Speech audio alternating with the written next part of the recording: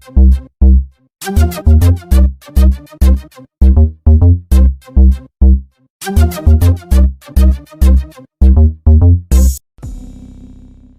Morin, bonjour. Merci beaucoup d'avoir accepté notre invitation. Alors, vous êtes éleveur, c'est-à-dire qu'avec vos brebis, vous pratiquez encore la transhumance. D'abord, on a l'avantage d'avoir une carte de France. Donc, montrez-nous d'où vous êtes, quelle est la nature de votre travail. Et on va raconter un petit peu tout ça parce qu'il y a un plan loup qui est entré en vigueur, le nouveau, le énième plan loup. Et c'est de ça qu'on va parler aujourd'hui, du rapport entre les éleveurs et les loups. D'abord, je voudrais vous remercier déjà pour cette invitation. Je suis un peu impressionné forcément parce qu'on n'est pas habitué à ça quand on est paysan. Alors moi, je suis éleveur de brebis à Prévenchères en Lozère, donc c'est ici, hein, voilà, à l'est du département de la Lozère, limitrophe avec l'Ardèche. Je suis donc à la tête d'un troupeau de 1000 brebis avec deux associés, deux jeunes éleveurs, mon frère et puis un jeune qui vient de nous rejoindre il y a 3 ans. Je suis donc président aussi de l'IGP Agneaux de Lozère et Lovelle, qui est une vraie richesse pour ce département de la Lozère. Je suis également sélectionneur en race de brebis blanches du Massif central, qui s'appelait jusqu'en 1975 blanches de Lozère.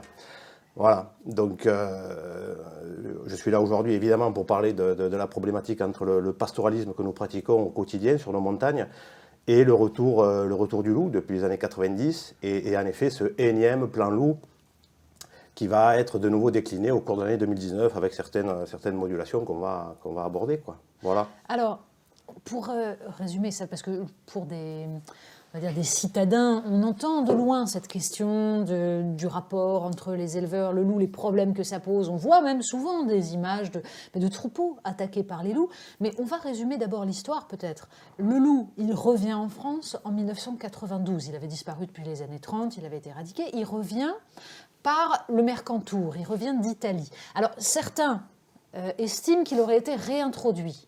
On n'a pas de preuve de ça. Christian Estrosi, par exemple, est un des élus qui a soutenu cette thèse. Mais ça, il n'y a pas de preuve. Mais en quoi c'est un sujet, ça, l'idée qu'il y aurait eu une réintroduction volontaire? Alors, il n'y a pas de preuve. Il faut quand même, justement, revenir à l'enquête parlementaire de 2003. À ce moment-là, la rééplucher comme il faut. Il y a 900 pages dans cette enquête parlementaire qui avait été demandée par Christian Estrosi, justement. Et il y a des éléments assez troublants dans l'enquête parlementaire qui peuvent susciter des doutes. Voilà, donc nous les éleveurs, forcément, on est assez sceptiques de ce retour naturel. Bon, on n'en dira pas plus aujourd'hui, mais le problème qu'il y a face à cette réintroduction ou pas, c'est de toute façon la non-consultation des populations locales. Quand on dit population locale, ce sont des élus des territoires ruraux, ce sont des éleveurs, ce sont tout ce tissu qui est comment dirais-je, représentant de tout le modèle économique qu'on essaie de défendre, le pastoralisme, les filières de qualité, tout ce monde-là a totalement été mis de côté par cette réintroduction, qu'elle soit passive ou active. Parce que s'il n'y a pas eu de réintroduction officielle, on peut quand même parler d'une réintroduction passive. Aujourd'hui, le loup, même s'il était parti des Alpes-Maritimes en 92, il a aujourd'hui colonisé la moitié du territoire. De Pau jusqu'à Strasbourg, vous avez des loups sur tous les départements. 35 départements prédatés aujourd'hui.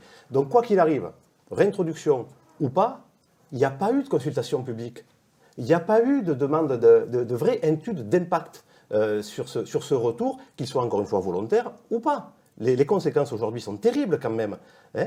Si je suis là devant vous, ce n'est pas simplement pour émettre quelques réserves, c'est parce qu'il y a un vrai sujet, un vrai débat. On est dans le grand débat. Voilà, le président Macron veut écouter les populations, les territoires, les élus. Soit, très bien. Mais alors, je crois que la prédation doit également être au cœur de ces débats en ce début d'année 2019. Alors, si on résume quelques chiffres, officiellement, il y aurait un petit peu plus de 500 loups en France, mais de fait, c'est extrêmement compliqué d'évaluer la population de loups, d'autant plus que quand on en voit apparaître, par exemple, récemment, on en aurait vu du côté de la Bourgogne, on s'est dit, les gens ne savent pas forcément faire la différence entre un loup et un chien-loup. Mais 530 à peu près, on évalue la population de loups. Vous pensez déjà qu'il y en a plus que ça, c'est ça? Alors on attend déjà que l'ONCFS publie le chiffre officiel. Pour l'instant, ce n'est pas le cas. Ça va être le cas dans les jours à venir, dans les semaines à venir. Ils vont annoncer en effet 530 loups, c'est ce qui ressort. On peut émettre de gros doutes. Pourquoi? Je vous l'ai dit tout à l'heure, il y a des attaques aujourd'hui sur les troupeaux domestiques, que ce soit des brebis, des vaches, des chèvres, des chevaux, sur près de 40 départements. certains de ces départements ne sont pas encore considérés comme ZPP, zone de présence permanente. Donc forcément, quand vous avez 300 brebis tuées en Pyrénées-Atlantiques, quand vous avez 300 brebis tuées ou 400 dans les Vosges, quand vous avez des attaques dans la Haute-Vienne, dans le Cantal, la Corrèze, l'Aveyron, le Lot, qui ne sont pas encore reconnus, on peut quand même émettre de sérieux doutes quant au nombre réel de loups présents sur le territoire. Et on est sûr que ce sont des loups et pas des chiens errants, parce que c'est le vieux débat. Les écologistes disent, mais attendez, on ne peut pas mettre tout sur le dos du loup. Il y a aussi des chiens errants qui attaquent, il y a aussi des choses... Alors, il y a évidemment le problème de l'ours dans les Pyrénées aussi, mais en tout cas, qu'est-ce qui fait que vous êtes certain que ce sont les loups? Quand il y a des problèmes de chiens errants dans nos campagnes, en général, les éleveurs, ils le règlent. Voilà, ils règlent le problème du chien errant. Je ne vous fais pas un dessin. J'ai été victime d'attaques de chiens errants également sur mon troupeau par le passé.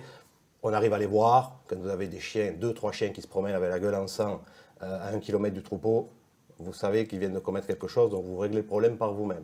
Voilà. Soit vous appelez la gendarmerie, soit, s'il n'y a pas de solution, vous réglez le problème. Là, on n'en est plus là. On n'en est plus là. Ça, c'est typiquement les questions qui se posent au début de la réintroduction du loup. C'est-à-dire que dans tous les nouveaux départements, on met en avant les attaques de chiens errants. Et puis, l'année d'après, l'État, par l'ONCFS ou les DDT, reconnaissent qu'il y a en effet du loup. Il y a toujours ce délai d'1 an.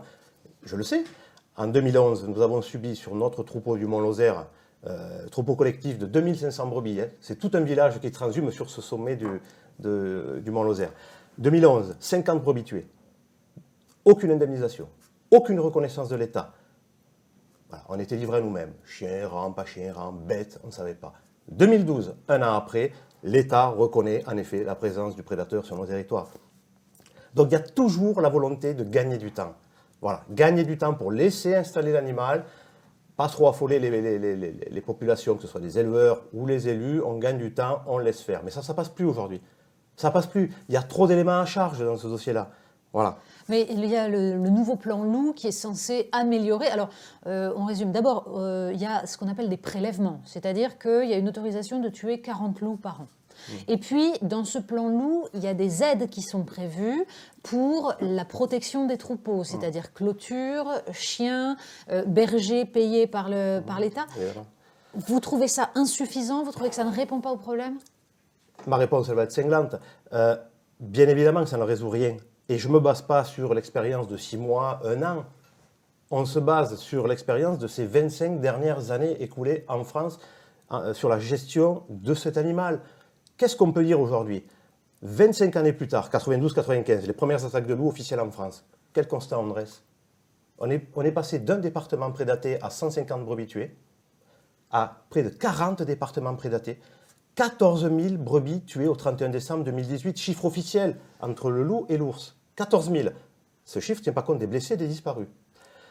On est passé de quelques milliers d'euros d'indemnisation à 30 millions d'euros en 2018. 27 millions d'euros pour les moyens de protection que vous avez évoqués, chiens de protection, berger. 3 millions d'euros pour les indemnisations aux éleveurs. Voilà. Donc, le constat qu'on dresse aujourd'hui, il s'appuie sur des faits, il s'appuie sur une histoire, il s'appuie sur des rapports. Le dernier du CERPAM, le Centre d'études sur le pastoralisme, que vous connaissez très bien, qui montre que 92% des attaques de loups sur les troupeaux ont lieu sur des troupeaux dits protégés.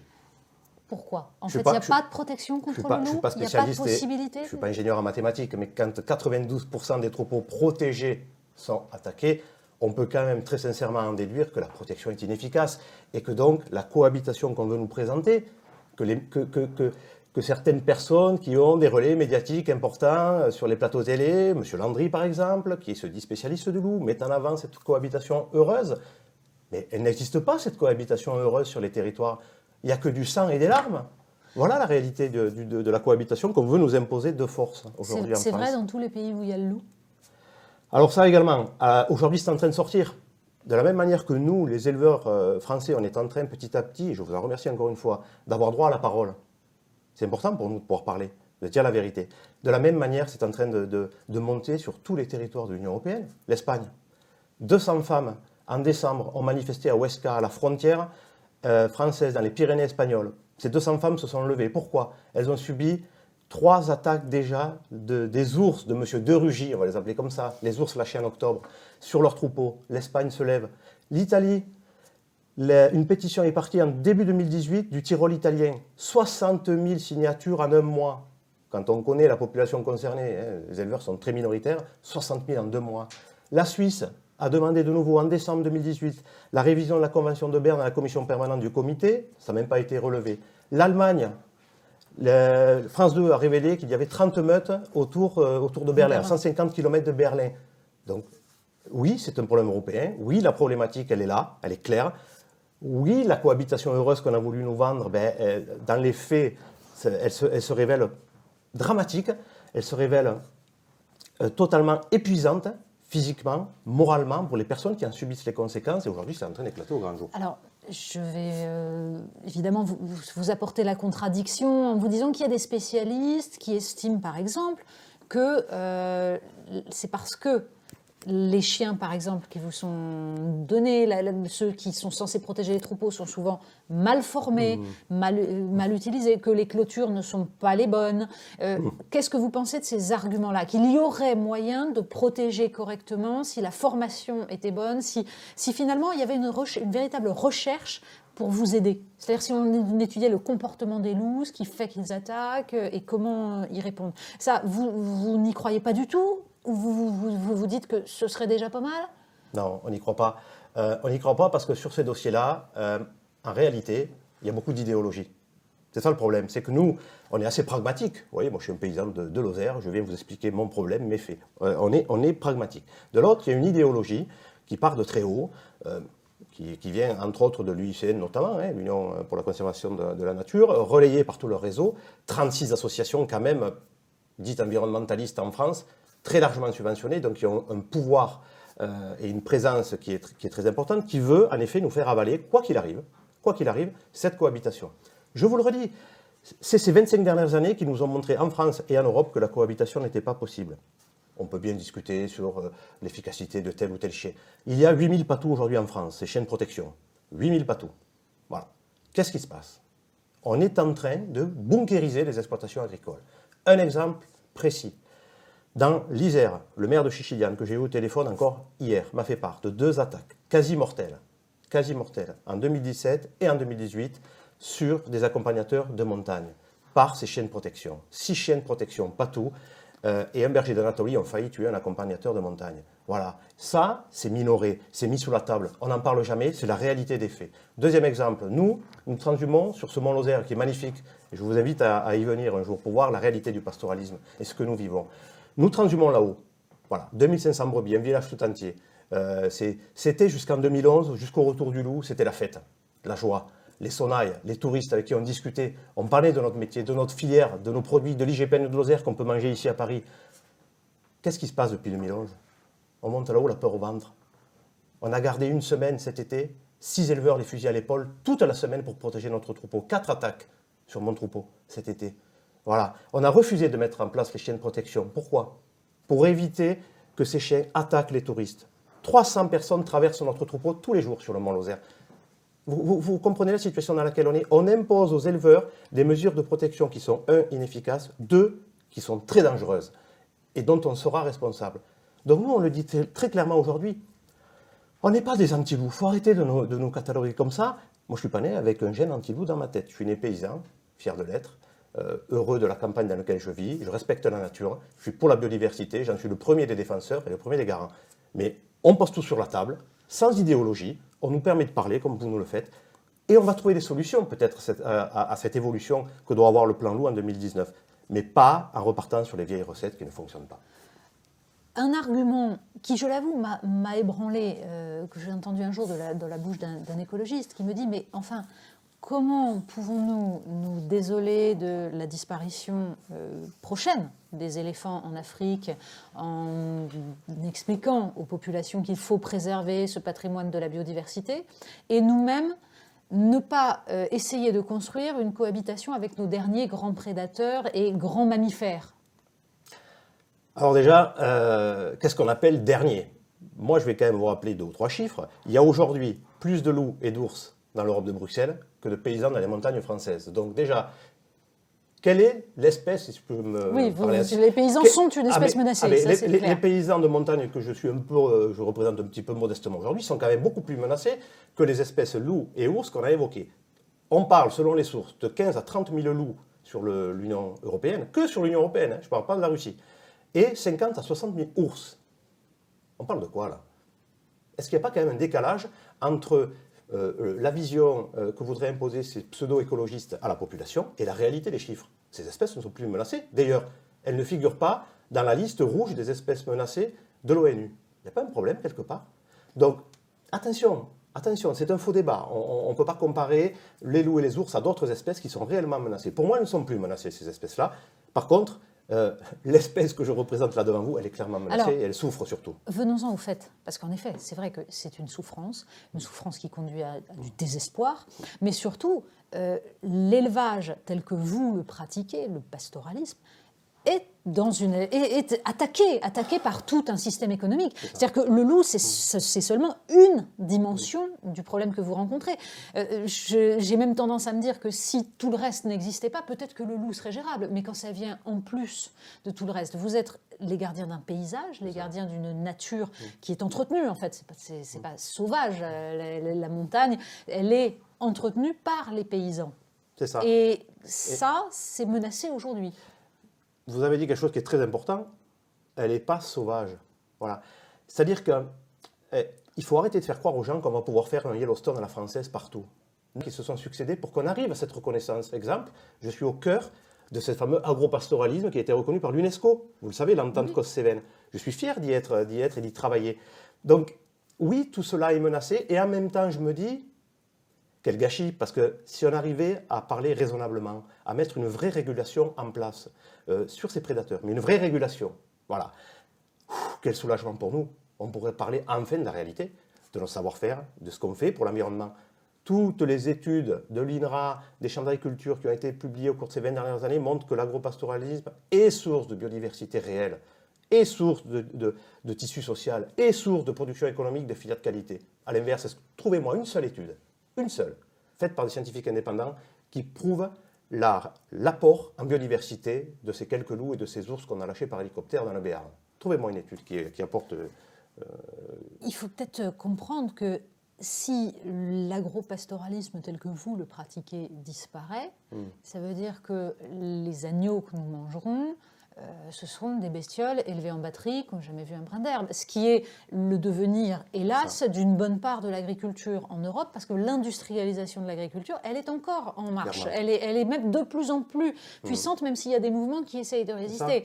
Donc tout le problème, c'est quand on veut défendre réellement une certaine idée de l'environnement, de notre rapport à la nature, du respect de certaines filières, finalement, on ne peut pas faire abstraction de ce que vous faites, vous.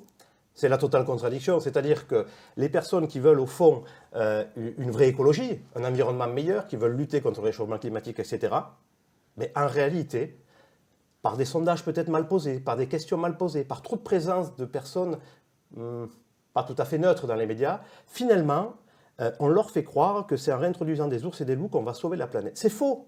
En faisant ça, en effet, on met un terme à l'élevage extensif, à l'agropastoralisme méditerranéen dont on est très fier. Donc, en effet, 40% de diminution du cheptel ovin depuis 12 ans, ça c'est des chiffres qui parlent. Ça c'est des chiffres qui parlent. Sur ma filière, 30% des éleveurs ont été concernés par des attaques de loups. 3 ont cessé leur activité. Ils ont jeté l'éponge.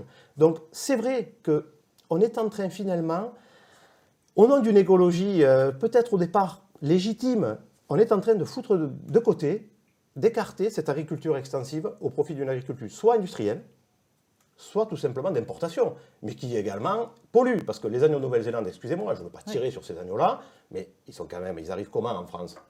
Cargo, avion, etc. Donc le réchauffement climatique, excusez-moi. La Nouvelle-Zélande, c'est votre principal concurrent aujourd'hui. C'est-à-dire que si moi, je vais dans un supermarché acheter de la viande, en gros, c'est ça que je trouve. C'est qui les pays concurrents? D'où ça vient des agneaux moins chers que vous? Si on parle de manière comme ça brute, oui, en effet, on peut parler de Nouvelle-Zélande, de l'Australie, de l'Angleterre. Bon, mais en réalité, le combat pour moi, il n'est pas là.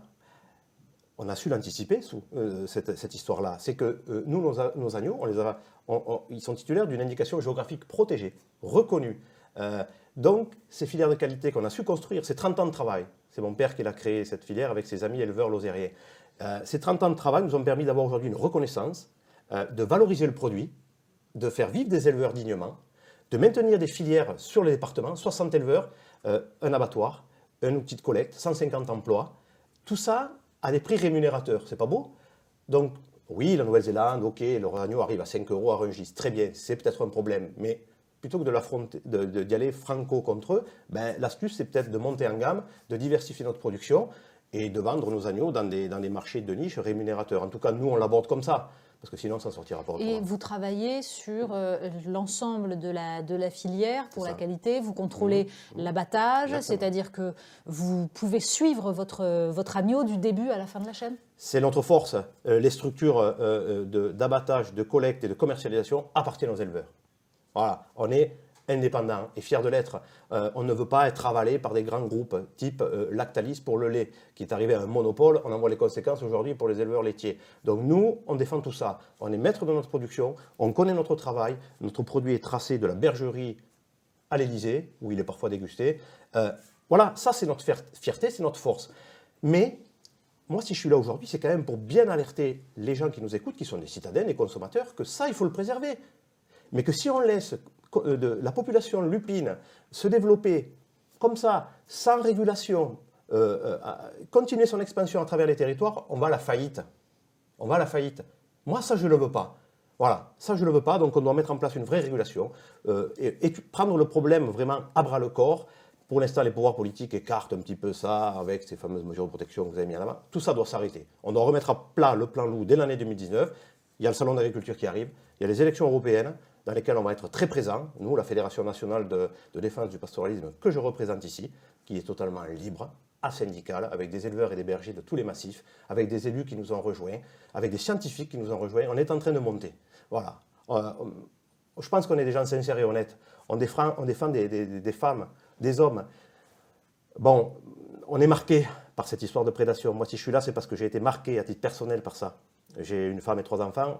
C'est très dur. C'est très dur dans la vie quotidienne. Voilà, j'ai des anecdotes que je ne peux pas vous raconter là parce que je n'arriverai pas à aller au bout de ces éléments. Mais un exemple qui me vient quand même, hier soir, j'ai reçu un coup de téléphone d'une femme qui m'a permis de citer son nom. C'est Madame Monnier, qui a perdu son mari le 3 septembre 2018. Voilà, devant elle. Ce couple d'agriculteurs du Cantal allait voir tous les matins leurs vaches limousines, depuis 30 ans. Ce matin-là, les vaches étaient en cercle, 30 limousines. Elles protégeaient leurs veaux. Le mari rentre dans la parcelle, il se fait charger par le troupeau. Une vache là, l'a tué devant sa femme, piétinée, sans cesse, pendant une demi-heure. Elle n'a rien pu faire. Pourquoi? Pourquoi? Une semaine après, un veau est tué dans la parcelle. Des analyses génétiques faites au laboratoire allemand révèlent que c'était bien un loup. Le comportement de ce troupeau de limousines a été totalement modifié et ils ont eu un comportement, si vous voulez, de réaction face à l'agression d'un prédateur. Elles ont eu peur. Donc aujourd'hui, on en est là. Il ne faut plus prendre ce problème de prédation comme ça, comme un sujet de rigolade, de par son impact humain. Elle considère, cette femme, que son mari est mort à cause de la pression qu'avait mis le loup autour du troupeau de bovins. Voilà. Des exemples comme ça, j'en ai des dizaines. On n'a pas le temps de les citer tous, mais c'est pour vous faire comprendre qu'il y a quand même un vrai sujet. Voilà. Et qu'il faut qu'on soit présent. Nous, les éleveurs, pour expliquer cette détresse humaine, cette détresse sociale et économique qui est en train d'emparer tous ces territoires-là. Et sans doute, les choix économiques, écologiques, qui sont derrière, c'est tout cela dont il faut parler, c'est-à-dire quel type d'agriculture voulons-nous, quel type de paysage voulons-nous, ce sont toutes les questions que nous allons devoir nous poser. Merci beaucoup, Olivier Morin. Merci à vous. Merci d'avoir accepté cette invitation. Voilà.